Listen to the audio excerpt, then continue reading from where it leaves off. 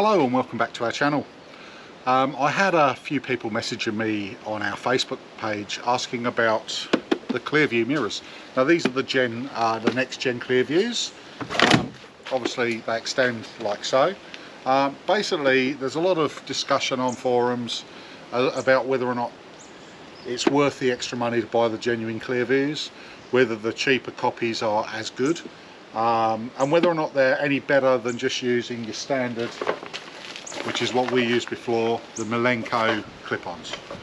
So let me answer the questions to the experience that I've had with them. We've just come back from an 8,400 kilometre trip round all the way through northern Queensland. We did the same trip last year, or a similar trip, and we used Milenkos on that trip. Now during that trip we had probably 2 cases of road trains coming the other way blowing the mirrors in against the car. It only happened twice. Luckily nothing got broken, but it was certainly cause for concern that, you know, if you get a road train hammering the other way, it can either blow your mirrors off completely or blow them in. The original motors on the Ford mirrors obviously just don't do that well holding the mirrors out when there's a big wind blast. So what are the next gens like? Well, initially, when I initially put them on, I did have a few problems setting them up to be able to get as good a view as what I was getting with the Milenkos. Now there's a reason for that, and that is that the Milenkos, obviously they clip onto your original mirrors. The Ford Ranger has good mirrors. It may not be legally out far enough to give you a legal view on a caravan, but the mirrors are very good. So what you've got there is you've got some very decent mirrors that give you a good run down the side, and then you've got, extended from that, some reasonable mirrors clipped on, which give you a much bigger field of view. So from the point of view of, do Clearviews give you a bigger range of view? I don't think they do. They don't give you a bigger range of view. What they give you is a less distorted, less vibration range of view, and a far easier way of fitting them. So it's just a simple case of pulling them out and pushing them in when you're done. The mirrors sit very marginally further out than a standard Ford mirror. There's not much in it, but they do sit slightly further out. So when you're not towing, you do get a slightly better view than you would do with the standard mirrors, but it does also add a slight width increase as well. The mirrors are very stable. I'll just turn the camera around and just show you that obviously you've got 2 sections to the mirror. Lower section is a convex glass, which gives you the blind spot, and the top half is just your flat towing mirror. Now the Series 1 or the original Clearviews are bigger.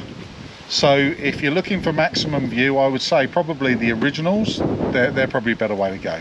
If you're looking for it to suit the vehicle better, then probably, although the Ford Ranger is probably not a brilliant example, but probably the next gens are better.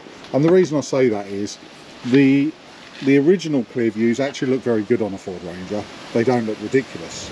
But if you've ever looked at the original Clearviews on something like a Grand Cherokee, they do look a little out of place. Dumbo's ears spring to mind. They are quite big for a vehicle that is quite sleek, and probably in that case the next gens or the MSAs would be a better fit for you. So these, when you're towing, very, very stable, very easy to pull out, very easy to adjust from inside, and you can fold them from inside the vehicle as well. They're power fold.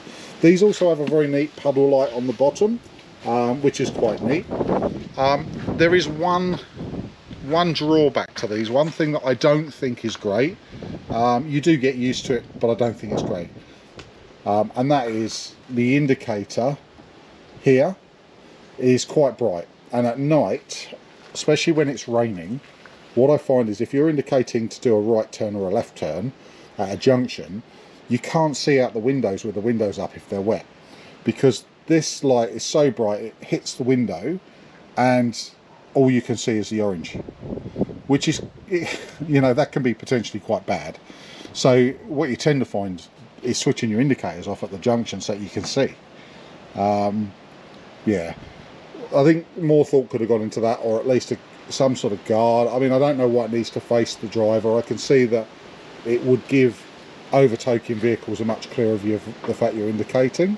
But yeah, I'm not a fan of that.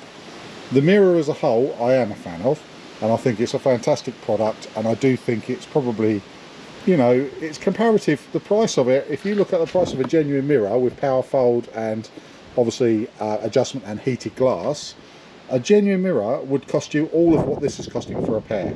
So, you know, they're on a nice metal backing. They're a good product. They're worth the money. But you do need to get used to them. Don't expect that you're going to just have this miraculous thing where you put them on, you can see everything. You do need to set them, and once you get to know how to set them, they're really a good thing. The only other thing that I have noticed with them is because they are quite big, they do give you a little bit, when they're pulled out, they do give you a bit of a blind spot that you have to look around when you're pulling onto a roundabout. So that's the other thing that I've noticed. Now, I can't say whether I noticed whether Milenko's were any worse. I would guess they're not, because Milenko's don't sit as high and they would sit further out. So yeah, that's just a thing with any towing mirror that is bigger. It, you know, obviously it's pulled out, it's going to be in your field of view when you'll come up to a roundabout. So just bear that in mind, and you do need to just look around it and be aware of it. But it isn't really a huge issue. It's certainly not a big problem. So the last thing is, what are they like in comparison to the cheaper copies? Well, I can only tell you from my own experience, I've never used the cheaper copies.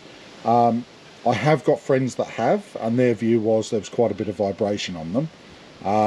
But really, you have to, you know, spend your money and take your chance, really. They are a lot cheaper. You would have to expect that they're going to be not as good. But, you know, leave a note down the bottom if you've found cheap ones that are very good. I'm sure people will be interested to see. Anyway, that's it from me. The mirror's been tested 8,400 kilometres all around northern Queensland. We didn't have any issues at all of it blowing in with road trains. We had good view for the entire time. Very stable. The two mirrors work very well together. Easy to power fold when you're in shopping centres, so that people don't walk in and knock it. Yeah, all in all, it's a thumbs up from me on this one. If you're not a subscriber already, please subscribe. If you like the content that we're putting out, please give us a thumbs up. It really does help the channel. Thanks for your time.